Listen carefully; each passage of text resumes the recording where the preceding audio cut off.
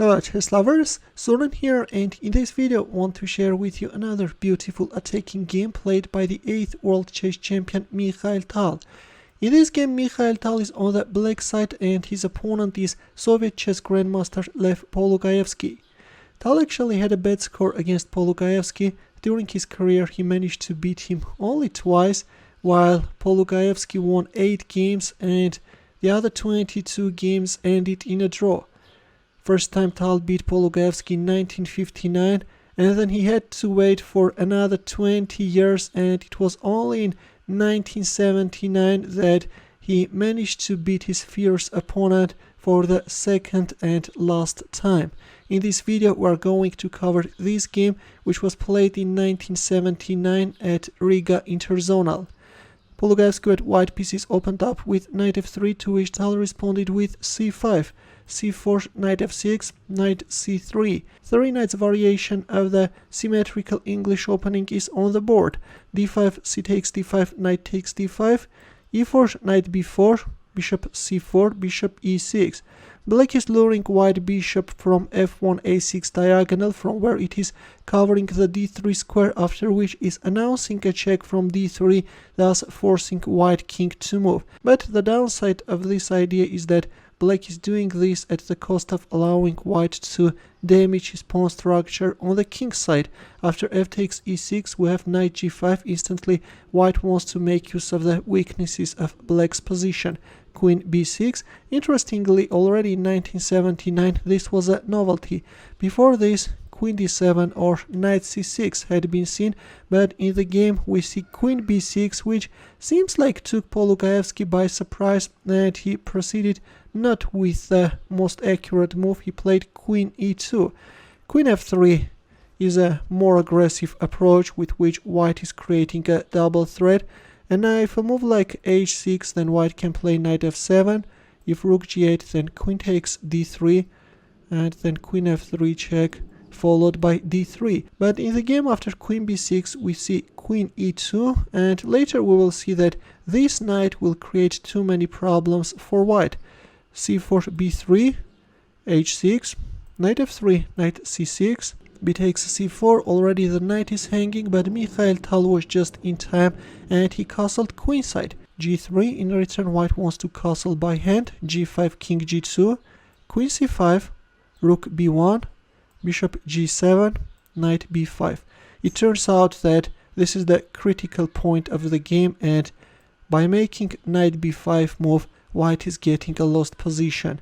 Instead of playing knight b5, it was better either to play knight e1, offering the exchange of knights, or play e5. Now if black accepts the pawn sacrifice, then after the exchange of knights on e5, white can play rook e1, and white is somewhat managing to consolidate his position. Or after e5, if a move like queen takes c4, then white can offer the exchange of queens. Yes, in this difficult situation it's good to offer the exchange of queens. If queen a6, then rook f1. But in the game after bishop g7 we see knight b5, and the downside of this move is that this not only allows black bishop to take under control the whole diagonal, but also after queen takes c4, later we will see that in some cases the pawn on e4 becomes unprotected. Queen e3, rook f8, rook f1. Of course, moves like knight takes a7 won't give you anything. After the exchange of knights on a7, black has this queen takes e4 move, and if queen e3, then queen d5, white is stepping into an unpleasant pin. That's why to rook hf8 we have rook f1 answer and g4. The vulnerability of the semi-open file and this pawn will now play a huge role in the game. Knight h4, and a beautiful tactical shot by Tal, knight takes f2. The idea is that now if you accept the piece sacrifice, then after the exchange of rooks on f2, black can capture on e4 and white is losing the rook. Now can you understand the downside of playing knight b5? Black left the pawn on e4 vulnerable. In our game after knight takes f2 we see knight g6 by Polugaevsky. He is attacking black rook, but instead of thinking about moving that rook, Tal attacked white queen, rook d3, knight e3. In return we have a counterattack, queen a4, still keeping an eye on e4, queen e1, and black doubled up his rooks on the f file. With this move, Tal is actually freeing the d3 square for the knight and is making a rook sacrifice. Knight takes f8, white accepted the sacrifice, knight d3, queen d1, just a miserable position for white, and there comes the queen, queen takes e4. By the way, if you keep protecting the pawn on e4 by playing queen e2, then this time knight d4 can follow, and if here, then after the exchange of queens on d1, rook f1 check is coming, and then knight f3, white king is getting checkmate hit.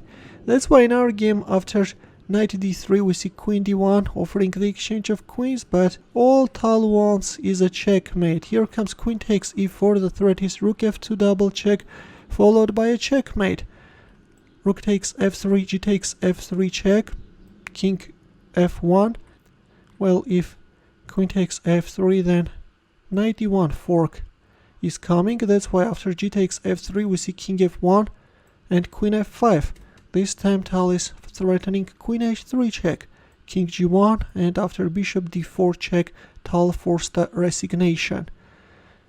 If king f1, then queen h3 checkmate is coming, and if a move like king h1, then this steps into knight f2 fork, and yes, checkmate will follow very quickly. That's why finally after bishop d4 check we have a resignation. There is a huge discoordination among white pieces, while on the other hand black pieces are cooperating successfully, and this is how Tal managed to prevail over his experienced opponent. Lev Polugaevsky is actually a very strong theoretician, and that queen b6 actually took him by surprise, and very quickly his position collapsed. In the end, a chess puzzle for you where the task is to find mate in 4. It's white to move, and I will wait for your answer in the comment section. Thanks for watching. Here are more suggestions for you. Feel free to check them out as well. I will see you in my next video. Take care.